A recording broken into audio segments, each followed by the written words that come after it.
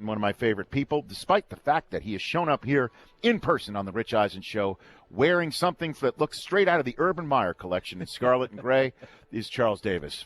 What's up? Is this the Urban collection that you're wearing today? Listen, if I could be as successful as Urban, I would happily do that. Okay. Well, I know, right? You can win some games that way. Maybe it'll rub off going a little scarlet and gray for me. Okay, Charles, let's get into it here.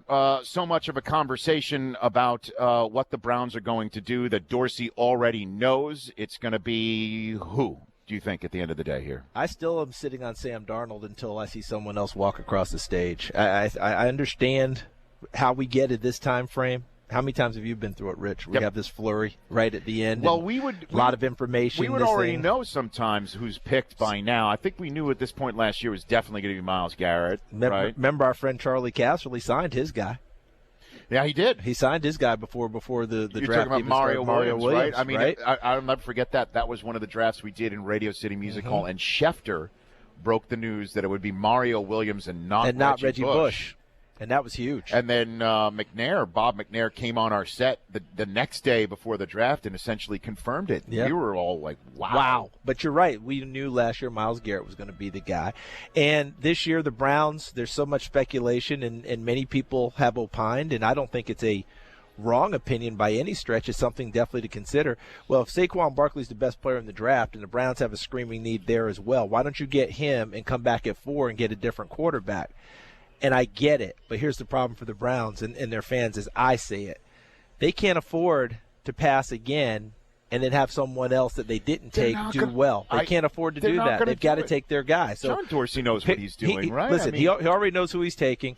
He hasn't told anyone outside of 1 or 2 people, I would suspect. Maybe the owner, maybe not. However they want to spin it or whatever. But remember when Dave Caldwell did that with us?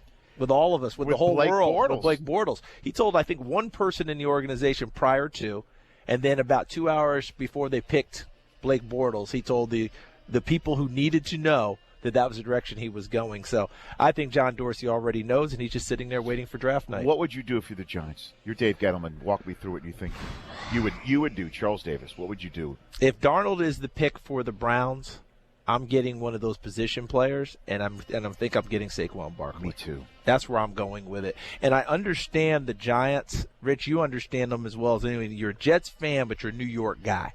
So you know how the New York market is about the Giants. The New York market about the Giants is defense. Defense. Right. I mean, we can go all the way back to Toots Shores, to Sardi's. Nice. The Giants guys got tables, and they were the defensive players, save for Frank Gifford. And it's always been that way. When they've won, it's been defense first. The offensive guys come along. But in this case, I just don't see how you pass on Saquon Barkley. He gives you what you need right out of the gate. I know they've discussed Quentin Nelson because they have to rebuild the line. Bradley Chubb makes sense because of the pass rusher. But I think you go with Barkley and you keep moving. Well, what if the name that gets dropped down to them is Darnold, though? That's my whole thing. I'll guarantee you, Coach Gettleman and his staff, we all know this, they've gone through these contingencies, and they already know what they're going to do. If Darnold is sitting there, they've made a decision on whether or not they would take him. If Darnold's not sitting there, they've made a decision on others. But when I say that, him sitting there doesn't mean that they will take him.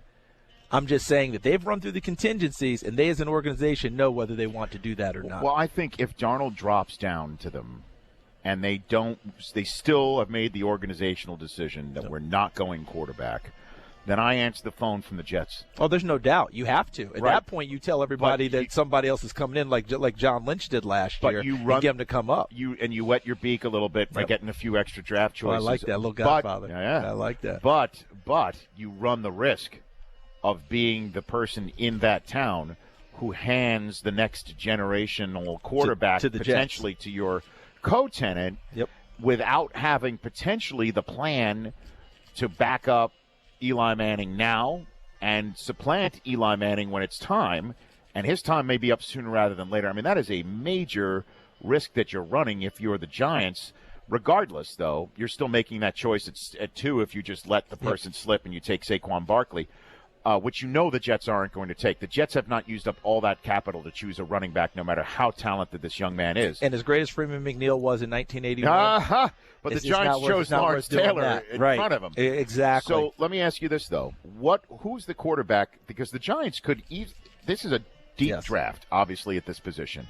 We did have Troy Aikman on in hour number 1, and he did seem to echo what Sean Payton told Peter King, that there may not be a franchise quarterback in this draft when it's all said and done. I know you believe there is one, though, correct? Well, I think that there always we find one, but if I were ranking these quarterbacks based off of recent drafts, I would not have ranked this quarterback class ahead of Winston Mariota coming out. You would not have. I would not have. And I would not have ranked this quarterback class ahead of Goff Wentz coming out. Wow. And people have to hear my voice and understand what I'm saying, how I would have rated them coming out of school, because Winston and Mariota haven't hit their stride yet.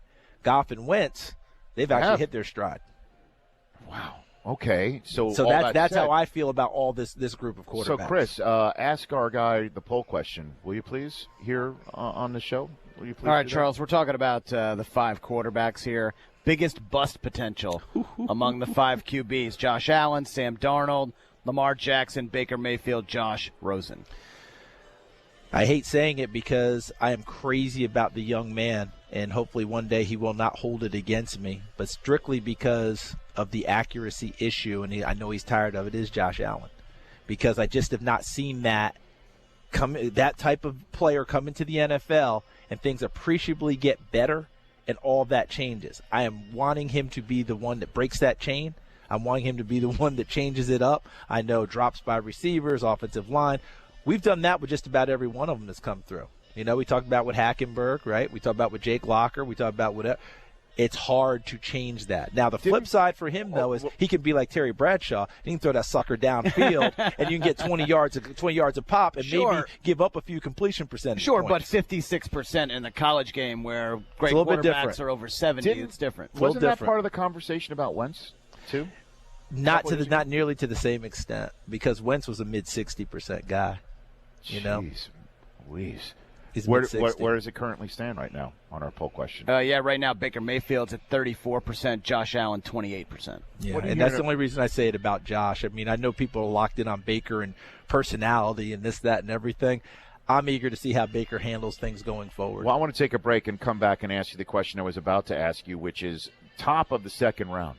Mm-hmm. Giants have the second overall pick in that spot, too. Yes, they do. And it's possible that they could move into the first round and get somebody late. Kind of like the Vikings did with Teddy Bridgewater. Or obviously, you know, what's been done multiple times. Cleveland's come back in there. Right. So what could they – for whom would that be? Because the Giants could use that, or just stay put and get somebody and fill in the blanks that they don't fill in at the top of the draft. Well, let me ask you that question and a little bit more when we come back here. Mike, I'm going to throw something on you as well. In the commercial break, I'm going to ask you to get some music for our in-bump for the next segment. An individual. You can't do that? You can't do that?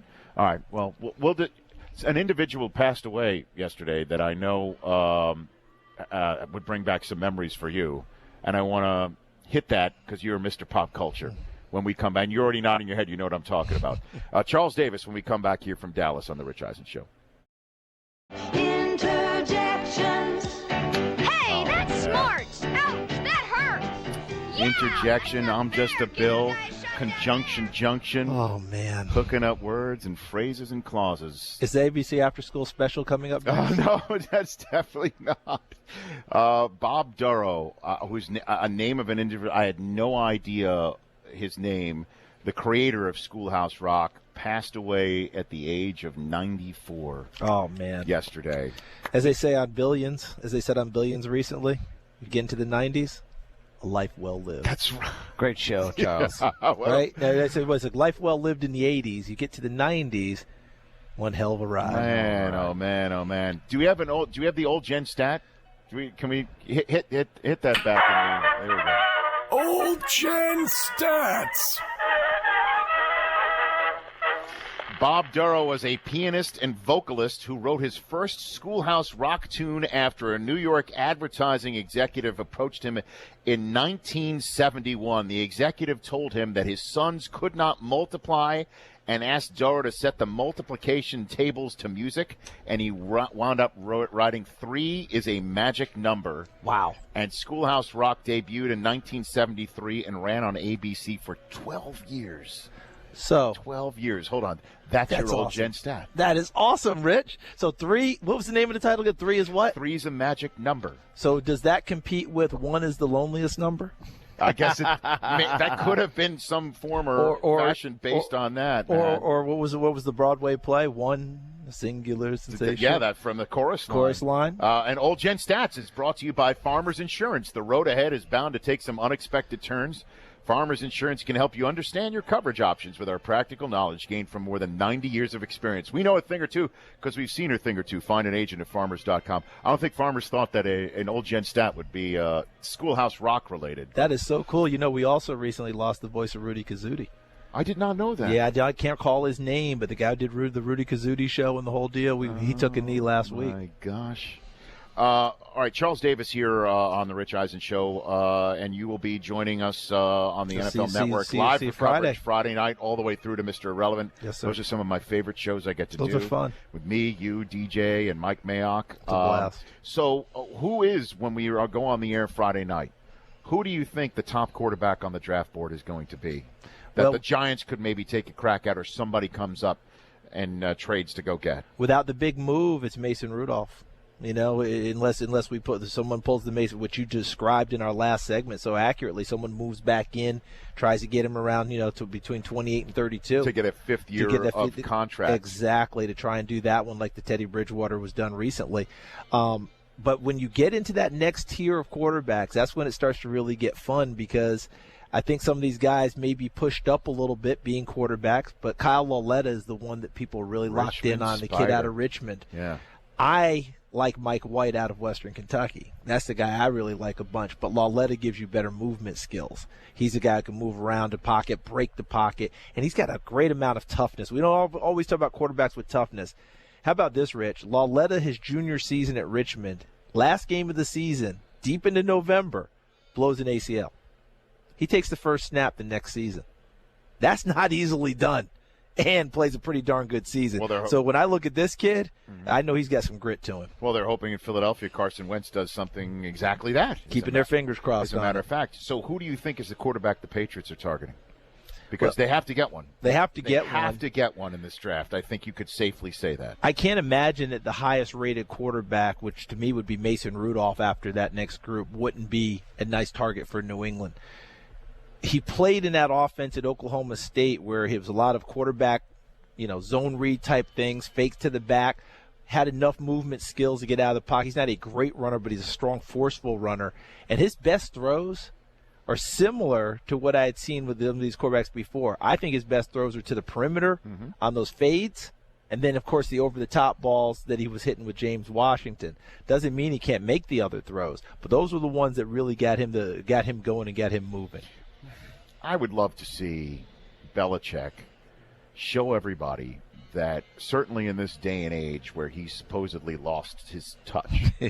That said, Chris Brockman in the third hour is going to have a news update on Rob Gronkowski that makes everybody remember that Belichick has not lost a single ounce of his touch. Okay? I have a feeling you're not going to be talking about dirt bikes. No. I just have that feeling. I think the dirt bike conversation is the kibosh is put on that effectively by the man. And there's no horse the first Saturday in May now. That's right. Nope. Although it's going to run in the Belmont. But I have heard that was probably a good thing for that horse. The curtain came down on joke time. Yeah, we're done now. New England yesterday. Sure did. Okay, we're done. Back to business. But I would love to see Belichick show everybody. Okay, here's my final act. We'll play the Brady stuff out. I'm sticking around, and then I want to reinvent myself and show how I'm going to win with the 21st century way. Certainly with my buddy Nick Saban down in Alabama doing the same darn thing with Tua. Yes. Let's go get Lamar Jackson. What do you think And don't forget he won with Jalen Hurts first. Correct. Yeah. What do you think the odds of that happening in New England with a couple minutes we have left here, Charles? Well, we're so used to, he's got draft picks, he's moving back, he's accumulating. I would love to see it myself, Rich. It'd be a blast. Wouldn't that be great? It'd tear the roof off of this place on opening night. Because remember, he's got some capital. 2 1s in the first, two ones and 2 2s. Yeah, he does. He's got some capital. He's got some juice to do that. That would be a blast to see that happening. Could you imagine Josh McDaniels now, a different energy in terms of what you're doing, and how you're designing offense, and the smart ones nowadays in the NFL. And here's where maybe I would have a strong debate with someone, and I'm sure they'd tell me I'm wrong because I keep hearing it. these college kids, they don't do stuff like we do in the NFL. And I'm like, I'm watching the game every week in the NFL. You're in gun 70% of the time. Yeah. I'm seeing quarterback keepers, zone reads. I'm seeing all these things coming into the game. You can't tell me you're not doing a bunch of college stuff, because I think the smarter teams are figured out, especially with young quarterbacks, meet them halfway. And talk about an old dog learning new tricks. How about what Andy Reid did in Kansas City with Alex Smith?